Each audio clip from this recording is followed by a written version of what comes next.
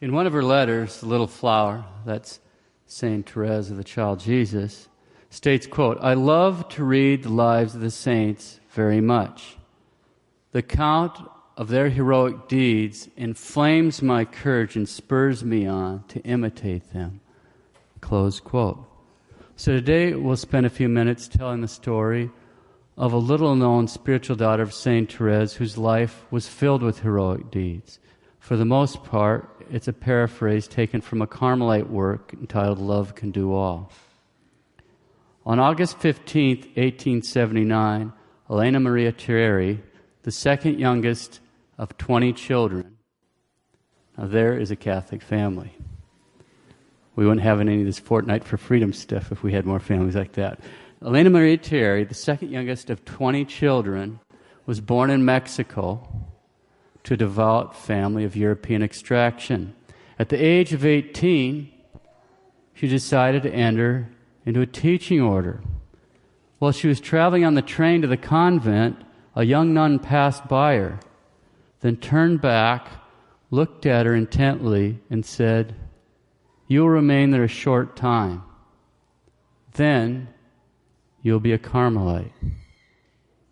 Elena Marina thought to herself, how strange for her to tell me something like that. After a few years, she was dismissed from the teaching order, and in 1904 sought to enter the Carmel in Mexico City.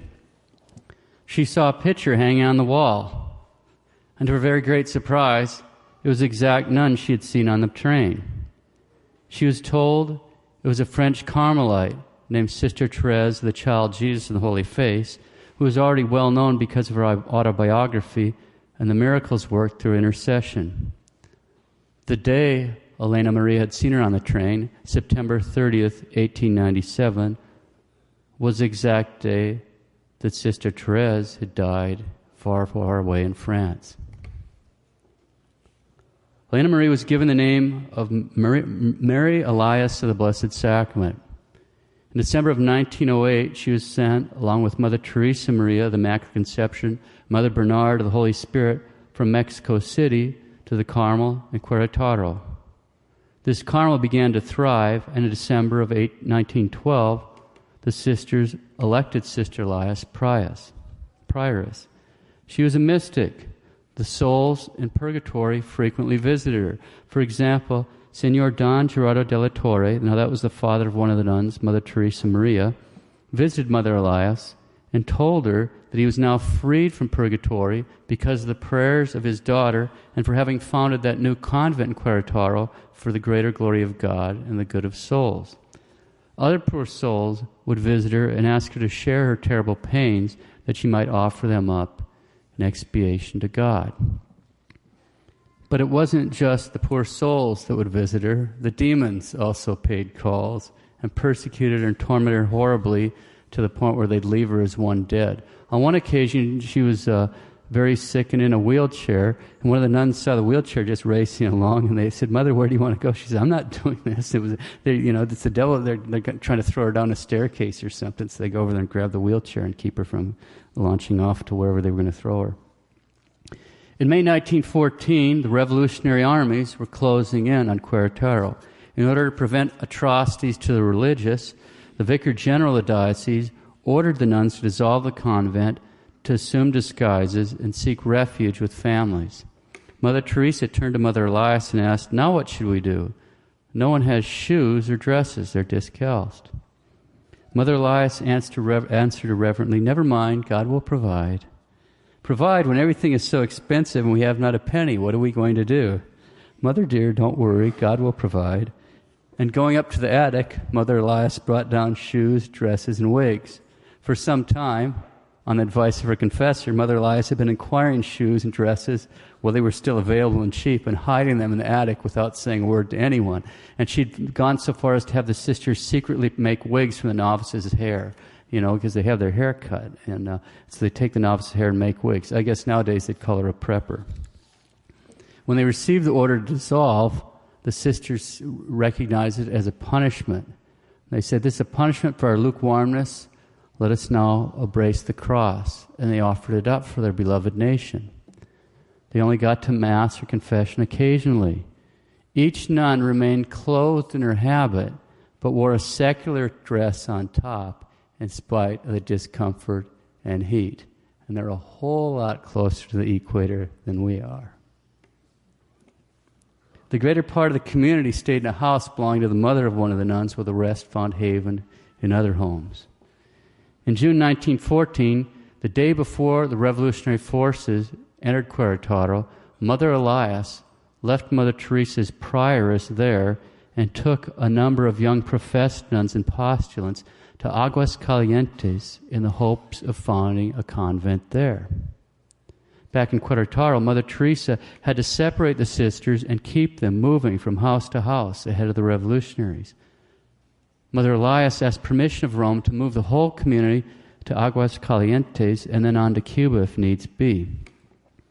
Mother Elias returned to Querétaro to help remove the remaining sisters, but was arrested and imprisoned for 3 days. Although many other religious remained detained, she managed to obtain her freedom by offering money to the soldier who was supposed to guard her.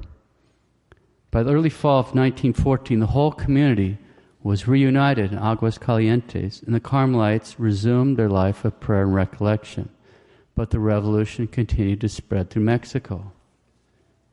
And as a parenthetical note, to give you an idea of what was going on during the revolution, it's incredible the suffering that the faith went through, and more particularly the priests and religious. It was very similar to the days of the catacombs. Whole families were shot in their homes for the crime of saying the rosary together. Priests were shot on being found administering the sacraments, and any priest who attempted to do so knew that it was at the risk of his own life. Some priests were taken prisoner and then made to raise their own ransom among the poor who venerated them. Some elderly priests tied behind horses and drugged to death. Women of the night dressed in religious habits like nuns to discredit the Catholic Church. Revolutionaries, disguised as priests, offered Mass, blaspheming God as they did so. In testimony given 6 years later, and I am leaving out the worst, Mother Elias stated, and I quote, "At that time, I myself saw many things the Carranza soldiers, the revolutionaries, did. We had to go from place to place in caring for the nuns to keep them from taking the nuns up in the hills with the soldiers. When they took possession of a city, right away they took the keys of the churches, and they said the government was the owner of the churches. The soldiers took the ciboria and emptied the contents, the sacred hosts, into the oats for the horses. They would take the vestments, put them on the horse's neck, use them for saddle blankets. They shot the tabernacles in almost every church. There was no place, no town where there's not that kind of profanation. In every place, everywhere. I saw many times how they burned up the confessional. I saw in a church where the most blessed sacrament was exposed, hundreds of men come and shoot the monstrance and then disappear. The confessionals and some images of the saints have been burned in the public squares to the accompaniment of bands of music and impious speeches. They profane the churches, entering them on horseback, smashing the images, treading the relics underfoot, throwing the hosts about on the floor, and even giving them the horses to eat with the fodder. In some churches, the Carranzistas themselves have pretended to say Mass and seated themselves to hear the confessions of a multitude of people. Dressed as priests, they've heard the confessions of sick people, and then in derision revealed what they heard in the confession. All these things I've seen with my own eyes. All the communities of nuns have been expelled from the entire republic, being given but a half an hour to leave, not allowed to take with them a change of clothes, and in many cases, not even a breviary to pray. Many sisters have been taken to the barracks and police stations where their vows of chastity were in great danger. Immorality has increased to such a degree they have profaned not only virgins but have violated nuns, carrying them away by force where they now suffer horribly. To the great suffering of my soul, I have seen in Mexico the sad and lamentable fate of many sisters who have been victims of the unbridled passions of the soldiers.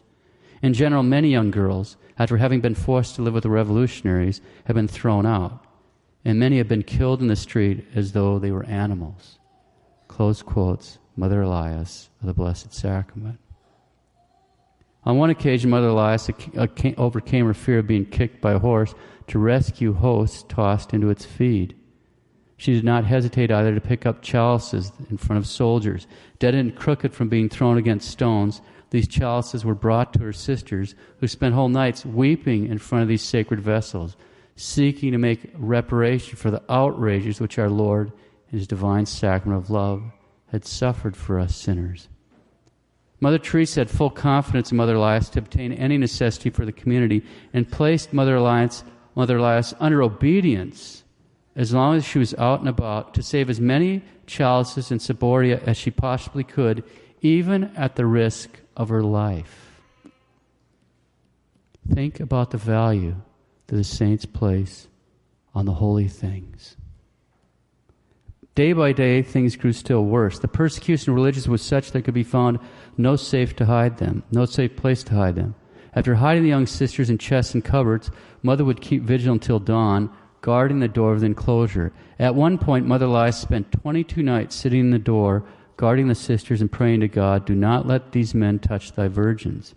Many times she had recourse to the servant of God, Sister Therese of the Child Jesus, for protection. St. Therese hadn't been canonized yet.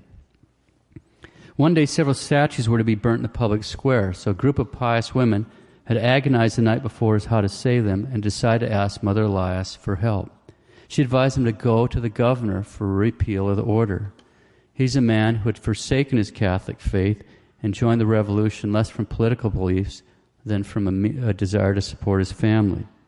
Led by the disguised Mother Elias, the women braved soldiers and insults to obtain an interview with the governor. He refused their plea, telling him it was too late to withdraw his order, not even for the love of his own mother. Mother Elias then asked, "My governor, would you allow me or anyone else to burn the picture of your mother, your wife, or children and not feel anything?" The governor placed his hand on his sword and replied, "If anyone should attempt that, I would kill them in an instant." "My governor," Mother Elias asked, "one word more. You were raised a Catholic. You revere the statues, and you know what they represent. Would you please, for the sake of your children, withdraw your order? Or if not, burn me with the statues?" So the governor relented, and he wrote the order to prevent the burning of the statues. The women thanked the governor kindly, and he accompanied them as far as the steps, and shaking hands with them, promised that if at any time they were in need of help, he was ready to oblige them. 2 weeks later, he gave the command that the superioress of any Catholic institution should present herself to the court in the distinctive and complete habit of her order. As prioress of the new foundation in Aguas Calientes, Mother Elias left her little flock to join 3 other superiors of different orders on their way to comply with this new command. The Carmelites wondered if they'd ever see her again. The 4 superiors were interrogated at length by the same governor. Death seemed certain.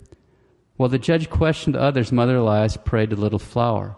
The questions were under oath, and Mother did not know what to answer, nor could she deny the existence of the Carmel. At last, when the governor interrogated her, he looked at Mother Elias very steadily and said, "Madam, I think I met you before." "My governor, it is only 2 weeks since I came to this very place, accompanied by 6 other ladies, begging your illustrious person to withdraw the order which had been given to burn the statues in the public square, and you so kindly granted it to me." "But you did not wear this garb." "No, sir, I was in disguise." "And why are you wearing this dress once more?" "At your command, to present ourselves in our total dress." "Of what nationality are you?" "French." Her Mother Elias's father was French. "How many sisters have you under your charge?" 12 professed nuns." "How much money of the dowries have you?" "Not 1 penny." "What did you do with it?" "It's been confiscated." "Do your sisters keep the law of not wearing the habits?" "Yes, sir, apparently." "What do you mean by apparently?" "I mean that we wear the habit inside and a secular dress on top." He roared with laughter and asked, "Are you not warm and uncomfortable?" "Very much, sir." "And what do you and your companions intend to do? To continue this life of slavery? Why don't you and your companions marry?" "Because we have professed to the contrary." "But of what benefit will you be to your country?" "To pray and sacrifice ourselves for the salvation of souls." "Do you think you will save me?" "Yes, sir, if you cooperate with the grace of God." It seemed this touched his soul from Mother's account, because he paused and looked out the window for quite a while. Then he turned back and asked, "Well, do you really think I'll be saved?" "Yes, sir, if you believe." "Believe in what?" "In God and keep his commandments." "My goodness, you speak Spanish fluently," he said, changing the unpleasant subject. She was sentenced to be exiled along with other Carmelites. They had 24 hours to leave the country. Mother Elias heard the sentence with joy, but admitted to the judge they were without a cent to their name. And acting on his promise of 2 weeks before, she asked permission to stay in the city a few months while they gathered the necessary money to leave the country.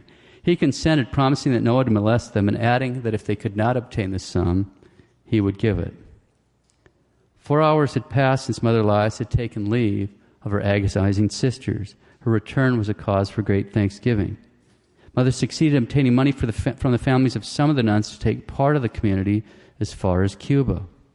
The rest found refuge and decided to trust in divine providence to provide. On October 24th, 1914, disguised in wigs, bonnets, and secular clothes over their wool habits, Mother Elias and the younger sisters boarded a train bound for Mexico City, and from there they took another train to Veracruz. During the journey, Mother Elias had the statue of the infant Jesus. It was a bambino that had come originally to Querétaro in 1803, and she was taking it with them. So as a disguise, she had it wrapped up like a baby in a blanket and all. She was carrying it as if she was a mother. There were revolutionary soldiers on the train, and one of them was suspicious that the baby never cried. He says, "That baby is being awful quiet." He started over towards Mother. At that moment, the statue of the infant began to wail like a living child, and tears fell from its eyes.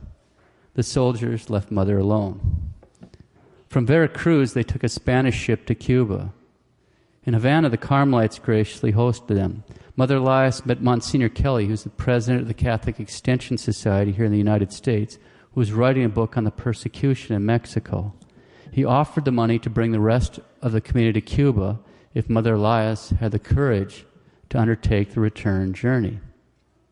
So a few weeks after arriving in Cuba, Mother Elias returned to Mexico to rescue the older nuns of her community who were in danger of starvation, imprisonment, or worse. When she reached Mexico City, Mother Elias contacted a former postulant, Sister Angela, and they took her as a companion for the rest of the trip.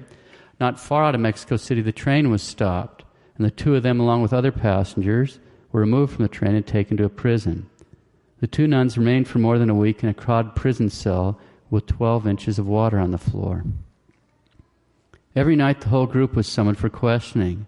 The only ones who returned to the cell were those who were not condemned to immediate execution. When the two sisters' turn had come, they were taken out to a courtyard to be tied, blindfolded, and shot. Mother Elias begged to be left without the blindfold, and the soldiers, while tying them up, acquiesced. A company of revolutionary soldiers were drawn up then in front of the two religious, who were now kneeling. The order was given to shoot. Interiorly, Mother called upon the little flower to deliver them. She interiorly offered a somewhat skeptical prayer. "Little Therese, if you are a saint, as some people say you are, then deliver us, and I promise to found a monastery in your honor." Both nuns heard the discharge of the guns, and the two nuns sank to the ground and were left for dead. St. Therese intervened. About 2 a.m., Mother Elias regained consciousness. She would later say, "I knew I had been shot, but I found myself neither in heaven nor in purgatory, so I realized I was still in this vale of tears." Sister Angela was also still alive, and they worked to free each other using their teeth. A guard discovered them at this time and aimed his firearm for the final coup de grace, but Mother said, "Don't shoot us. Our Blessed Mother will punish you if you do. What you must do is get us out of here." The guard expressed concern for his own safety, but then in something that's very much like the Acts of the Apostles with St. Peter, he yields to an unexplainable impulse and leads them out to the fields. As the two sisters begin walking along, not knowing where they're going, they're frightened by the sound of hoofbeats. A rider reins up and asks them what they're doing at that time of the night. And Mother told them as much as she dared of their escape from prison and that they wanted to catch a train for Mexico City. It turned out that the horseman was a priest who often came to absolve those being led to execution. He said that the horse knew its way to the depot, and if they gave the horse its head, he'd get them there. When they said they didn't know how to ride, He helped them out and told them, "Don't be afraid. Look at the heavens and not at the earth, and you won't get dizzy and fall." It was daybreak when they arrived at the depot, just in time to catch the train for Mexico City. Their first act there was to walk the 5 miles to the shrine of Our Lady of Guadalupe to give thanks. And then when they got there, they went in on their knees. As Mother could speak a little English, they chose an English hotel for greater safety that night. In their room, they finally examined themselves to discover if they'd been wounded by the shots. The sisters found blood on their clothes, but no wounds. St. Therese had rescued them in a miraculous way. It's very much like some of the stories you read in the martyrology of the early saints. The next day, they took the train to Aguas Calientes and met up with Mother Teresa and the rest of the community, gathered together, and promptly set off for Cuba, arriving on January 8th, 1915. They spent the next 5 to 6 months with the Carmelites of Havana. While in Havana, Mother Elias and Mother Teresa approached various bishops, including the bishops of Cuba and Puerto Rico, asking to be received in their diocese, but with no success. So they obtained permission from Rome to take the community to the United States. And in spring, they traveled to New Orleans, taking up housing with various religious communities in that city. In November 1915, Mother Elias and her community were invited by the Bishop of Grand Rapids, Michigan, to establish their community there, the Carmel of Our Lady of Guadalupe. By 1919, the Carmel was full, and the money foundations began. Silao, Mexico in 1919, Buffalo, New York in 1920. In fact, the Carmel of St. Therese in Buffalo, New York, is a fulfillment of the promise made in front of that Mexican firing squad 6 years earlier, when Mother Elias had prayed, "Little Therese, if you are a saint, as some people say, then deliver us, and I promise I will found a monastery in your honor." The chapel of the Buffalo Carmel was the very first one in the world to have the little flower as its titular saint, because it was officially dedicated to St. Therese on the very day of her canonization, May 7th, 1925. You can't get any faster than that. The Carmel in Alexandria, South Dakota, is a foundation from the Buffalo Carmel. In 1923, Mother Elias went to Schenectady, New York, found another Carmel there. Grand Rapids continued to send out foundations. Detroit in 1926, Culiacan, Mexico in 1940, Littleton, Colorado in 1947, Traverse, Michigan in 1950, and Iron Mountain, Michigan in 1950. Eventually, Mother Elias returned to the Grand Rapids Carmel. She died there February 28, 1943. One more interesting anecdote. When Mother Elias and her community were being harbored by the Carmelites in Havana, another Carmelite community from Mexico, the Carmel of Tulancingo from Hidalgo State, also sought refuge there in that Carmel. That community later returned to Mexico, but under the persecution of Calles, they had to flee again. So the Mother Superior of the Tulancingo Carmel contacted a friend she had made in Havana, Mother Elias. Mother Elias then got in contact with some Carmelite fathers she knew who had fled the Mexican persecution themselves. With the help of Mother Elias and others who defrayed most of the costs, in March 1928, the Carmelites of Tulancingo arrived in a house across the street from a parish staffed by those Carmelite fathers. The parish is Our Lady of Guadalupe Parish in Dallas.